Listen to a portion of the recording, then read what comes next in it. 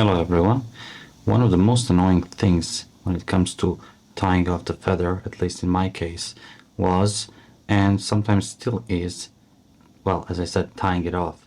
Because if I do it my old way, I will often end up with these barbs sticking out towards the front of the hook, which I don't like. It also sometimes it's difficult to gauge how much feather you will need to use, especially if I'm tying soft hackles. So I want to remove that from the equation, and I will show you how I do that, so you don't have to guess how much feather you do need to use for your flies. Besides that, I will show you about rolling or folding the tailing material and why you should do it. Then about biot, how to tie biot the better way. Well, at least I think it's better way.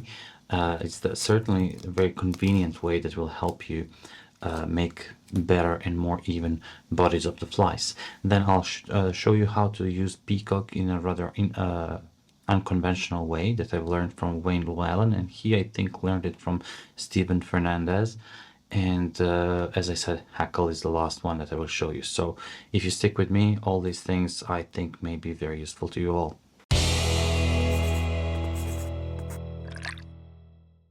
I will start with measuring the hook.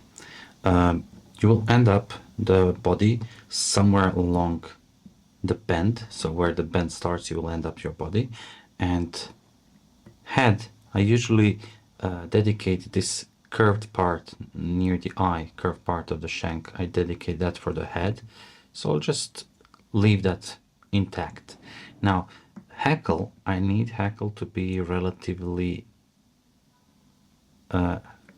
rich.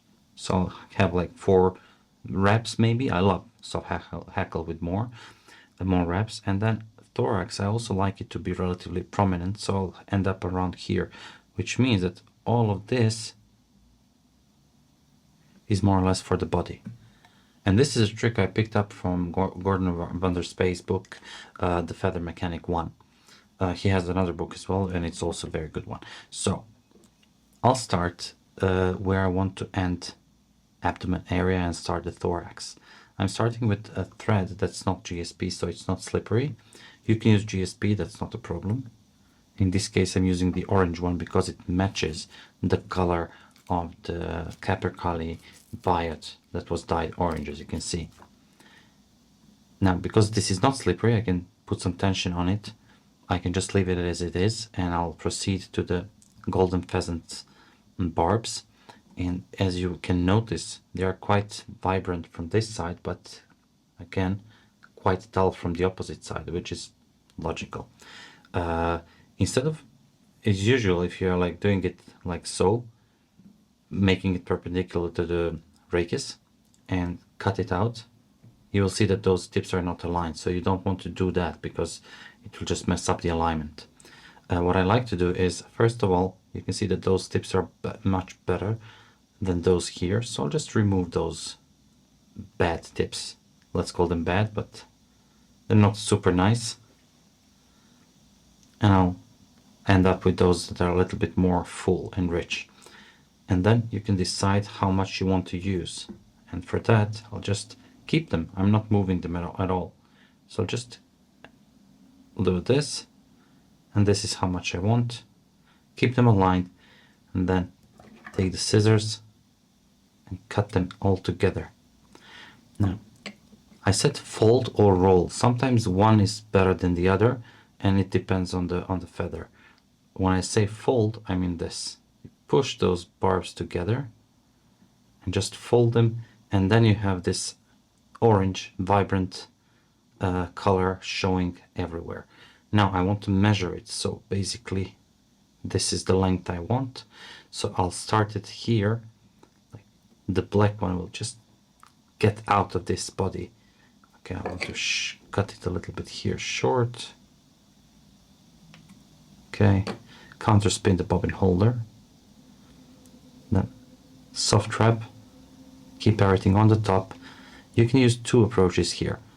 Either pull slowly around the hook shank and then pull up. So soft wrap and pull up, soft wrap and pull up, which makes the previous wrap cinch down. When you pull this up, the previous wrap cinches down and holds the materials. And because you're not constantly pushing, you're not pushing the materials away from you. Faster way, obviously, is to compensate. So slightly pull it towards you because the thread torque will push away from you, and up. So everything sits up on the top of the hook shank. What I like to do is I like to use this flat thread, and I think I lost it somewhere. I was spinning it too hard. Let me see which way it spins. No, it's okay. So with the flat thread, just keep it on the top of the hook shank, and there it is. So as you can see, it's on the top of the hook shank regardless of positioning of the hook. Now, I promised something about biot. Biot is a very nice material that has one downside, and I'll show you like very soon. It has like a very nice taper to it, meaning that here you'll have nicely segmented body, very dense segments, and then the segments will open up, and then here you will have this very wide segmentation, and when you try to tie it off there, it can sometimes make that bulging, not very neat appearance. So instead of doing so, you can, this is something I learned from Benjamin, a friend from Bosnia, you can just cut it lengthwise and make it more narrow. And by doing so, your tie-off will be more clean. So you can make it more or less narrow. I will keep it more wide, and then I'll position this shiny side down. I'll explain to you in a second why. Now put it on the opposite side of me, more or less. And I'll again explain you why I do this. If you're fishing for trout, I highly recommend you should use some super glue. I'm not using this for trout, so I'm okay here. Flat thread helps me create very slight taper over here. And I again twisted it too much. Now, the reason why I use this shiny side up or down, depending on the side, that you want it that way. So when you start wrapping, you want this ridge from the biot. Let me show you the ridge. I want this ridge part, okay, near the scissors. There's a ridge, as you can see. And I want that part to be behind, meaning that this translucent one should be the first one heading towards the eye of the hook. And that way you get those segments visible, 3D segments basically. Now, I'll just cover this all the way and stop where I want to stop, yeah? Where I marked it already. Hackle pliers, and then starting like this. So I started it on the far side because my first wrap will not touch the tails. It will not displace the tails. Okay, if my first wrap was on this side of the hook, then my first wrap may go over the tails, which I want to avoid, obviously. Then let's go and try to follow the width of the biot. You can see that there is a shade to it, so I'm trying to overlapping the shade. The ridge is going over this border between light and dark color. And now you will see why this narrower approach is slightly better, I think, because I can just rotate. I do one wrap here and keep the tension. So this is just one wrap. I'm not making anything else. I cut the excess. Don't cut the thread here, and then just continue wrapping, and by doing so you will have clean tie-off point here, which is quite neat. I was also mentioning that I will use Peacock barb, and I will use barb just below the eye of the peacock here. A few things to know. Usually it makes sense to choose left or right side depending on the direction of wrapping, but because those barbules from both sides are more or less the same length, it doesn't make much difference to me if I'm choosing left or right barb, so I'm not going to bother you with that. I cut off the thicker part of the barb because thinner one will wrap more nicely and evenly.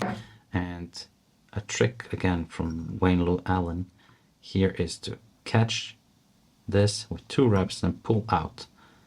And I literally stripped off the barb very nicely. I'll position it so the shiny side of this, if you look this as if it was a feather, the shiny side faces the front. So I'll catch it,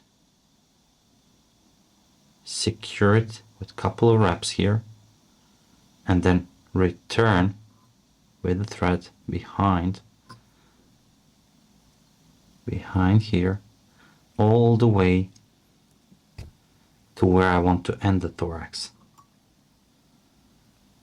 And it's here. Now I'll wrap this as a hackle, but in a reverse way. Before I do so, I would like to just color this a little bit, so just in case black thread won't show through the peacock so much. So as I was saying, I will wrap this as if it was a hackle, and go on and go on. This was, I think, 4, 5, 6. I'm counting because it's important. So 8. Now with round thread, so you want to spin the thread, and either way, I prefer to do it clockwise because it will jump to my right towards the eye. I'll catch with just 1 wrap here. I'll catch it, and then I'll try to go with 8 wraps through all these barbules here without crushing them down as much as I can without crushing. It's not so easy to do, but it will reinforce it. And let's go 1, 2, 3, 4, 5, 6, 7, 8. And I did relatively okay job. I think even good. Don't cut it, just slice it. That's it. Now I have those barbules cupping towards the back. I'll just go all the way to the eye because I want to catch my feather over here, cover it up, and go back. It will make a nice smooth foundation over here. For the feather, I will use something from whitening, hand cape, and I said I want to use a gauge over here. So I was saying that I need to cover this flat part, so everything else is the head. So let's see. Use a marker or fine tip pen. Color the thread at the beginning here, and then in relatively open turns, 1, 2, 3, and 4. In relatively open turns, I just wrapped around, and then I'll unwrap it,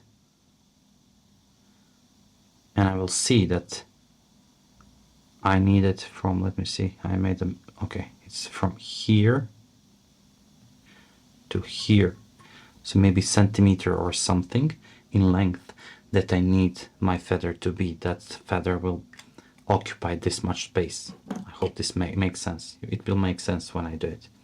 Now let's go. I'll use the tip as it is here, so I won't fold it because there is another trick I want to show you. So I want this triangular shape here that I will tie to the hook. Now counterspin the bobbin holder now. What I like to do, I like to approach from beneath and then with soft wrap catch it. Now another soft wrap here, so you can see what happens here. There is something that we don't like in tie off. It can be even close the eye if it's too much. So pull gently until it goes almost under the thread, and now tighten everything, and with tight adjacent wraps advance towards the band all the way to the peacock herl here. Now I'll go back with my thread, and now I have rather nicely shaped underlying layer that's very good for wrapping the hackle because it's flat and nice. Something that Wayne Allen mentioned to me in our correspondence is that some people use scissors to fold the feather. Not very good with that yet, but basically you want to go with scissors against the rachis. I forgot to mark the spot. Okay, Now I'll mark the spot. As you can see, there is a black dot here, and I'll just use marker to mark it on the feather. As you can see, it's here. Now, what I like to do on soft hackle feathers, I like to strip off this part, because with clean races it's much easier to have a clean tie off. Now, okay, let's proceed where I stopped.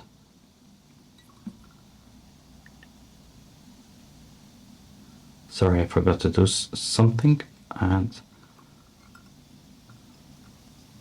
another barb here, okay, and go back. Now, folding the feather, just go against the radius, press it, and it will go behind a little bit. Because I'm not so good with it, I always help myself with fingers. And there is a nicely folded hackle. It's easier to wrap, much more predictable, and like first wrap should go right against the peacock hurl, and then the next one will follow. You can use your hand to here until you're changing, like you can press it and then change the hand, just go around, and then go around nicely, nice and tight wraps here. And as I'm approaching to the head position, my radius is, as you can see, bare, which means that I can just go and over it with a thread, 2 wraps, tighten a little bit more maybe. Okay, I keep it aligned to the hook shank, go back this way, the opposite way, and that's it.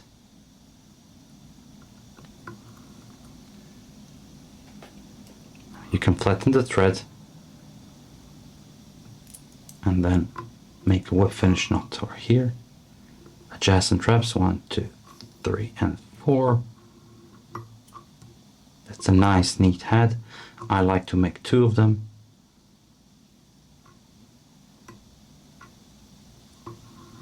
That's it. Nothing to cut out, nothing to, let's say, manipulate with your hand.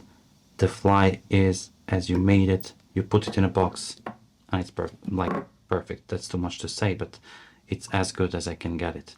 So guys, I hope this video showed you something new, that you learned something new. I hope you liked it, and until next time, keep safe and tight lines.